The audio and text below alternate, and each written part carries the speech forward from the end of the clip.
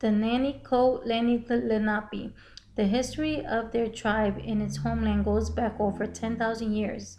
They are the descendants of those Nanico and Lenape who remain or returned to their ancient homeland after many of their relatives suffered removals and forced migrations to the Midwestern United States or into Canada.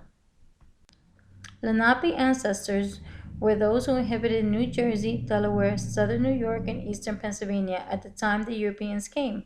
They called themselves Lenni Lenape, which literally means men of men, but it is translated to mean original people. From the early 1600s, the European settlers called the Lenape people Delaware Indians. Three main dialects clans, each made up of smaller independent but interrelated community, extended from the northern part of our ancient homeland at the headquarters of the Delaware River down to the Delaware Bay. The Munsee, people of the Stony Country, lived in the north. The Unami, people downriver, and the Unalatigo, people who lived near the ocean, inhabited the central and southern areas of the homeland of the Lenni Lenape.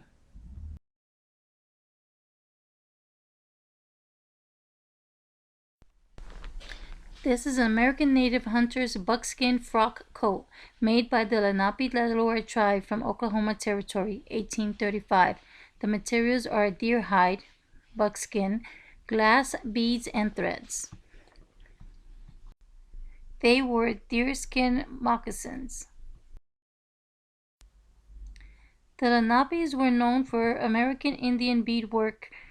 They crafted wampum out of white and purple shell beads that were traded for currency and was also known as an artwork. Every wampum design had a story that represented a person's family. Lenape women wore knee-length skirts and Lenape men wore broadcloth and leggings. They did not use shirts, however. They did wear deerskin mantles. It was cool. The Lenapes were also known to wear earrings, both men and women. They wore beaded headbands with a feather or two in it. If you were a chief or an important person, they would wear a high headdress made of feathers pointing straight up from the headband. The Lenapes painted their faces for special occasions. The men were known to have animal tattoos, and the women would have their hair up in long braids. In the winter, you wear warm leggings with fur inside. You wrap a blanket of robe around your shoulders. Your mother makes them from deer, bears, raccoons, also river otters, foxes, squirrels, beavers, muskrats, or wolves. You put moccasins to keep your feet warm. For over 10,000 years, the area now known as Pennsylvania has been the homelands of the Lenape tribe.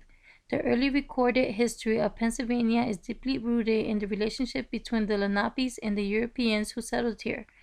There has been a rich exchange of culture, as well as early and continuing conflicts between those ways of life.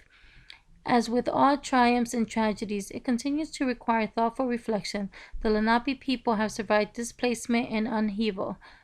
The very fact that they are still here is significant. Today, the Lenape Nation is active in a revival of tradition and community.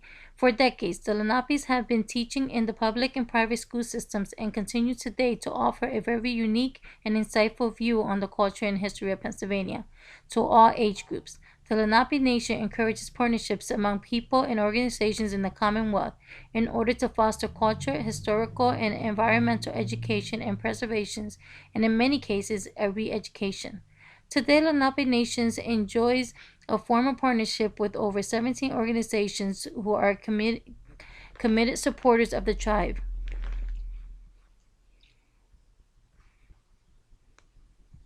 The Lenape Indians live in bark houses called wigwams. The frame was made by bending branches to form a dome shape. These branches were tied together with vines or leather thongs, and it was then covered by a bark or hides. A hole at the top let out smoke from the small fire circles inside.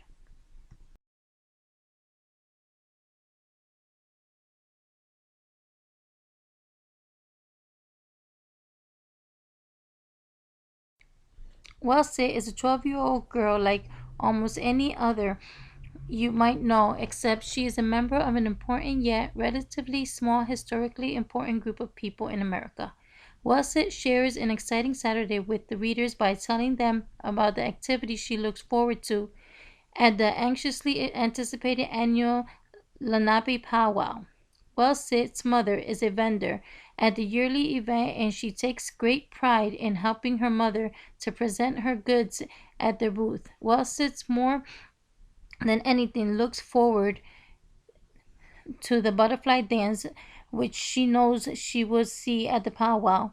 She has worn her awesome butterfly shirt in honor of the dance that she knows she would get to see that day. The powwow helps a fortify cultural pride with Wellsit's heart and other tribe members. The author encourages every child who reads this story to investigate who they are in order to understand what they might be able to contribute to the balance of their own souls as well as the fabric of our American nation.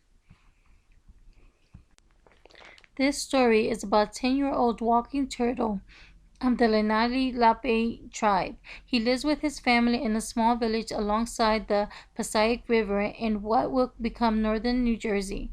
They have a relatively peaceful life, with nature offering up a bounty of resources for food and shelter, amply meeting their needs. Walking Turtle is close to his younger cousin Little Talk. He feels protective of Little Talk, who has difficulty walking. Together they roam the forest near the village, with Walking Turtle carrying his cousin on his back. But in the autumn of Walking Turtle's 10th year, his father tells him that soon he must leave his childhood friends behind and begin a warrior school. Walking Turtle worries about what will become of Little Talk when he leaves for his training and what is his future. A Lenape among the Quakers. On July 28, 1797, an elderly Lenape woman stood before the newly appointed almsmen of Pennsylvania's Chester County and delivered a brief account of her life. In a sad irony, Hannah Freeman was establishing her residency claim that paved the way for her removal to the poorhouse. Ultimately, however, it meant the final removal from the ancestral land she has so tenaciously maintained. Thus was William Penn's Peaceable Kingdoms preserved. A Lenape among the Quakers reconstructs Hannah Freeman's history, traveling from the days of her grandmother's before European settlement to the beginning of the 19th century. The story that emerges in one of persistence and resilience. An Indian, Hannah negotiates life with the Quakers' neighbors who employ her and trust their children to her, seek out her healing skills, and when she is weakened by sickness and age, care for her. And yet, there are the same neighbors whose families have dispossessed her. Fascinating in its own right, Hannah Freeman's life is also remarkable for its unique view of Native American women in the colonial community during the time of dramatic transformation and upheaval. In particular, it expands our understanding of colonial history and the Native experience that history often renders silent.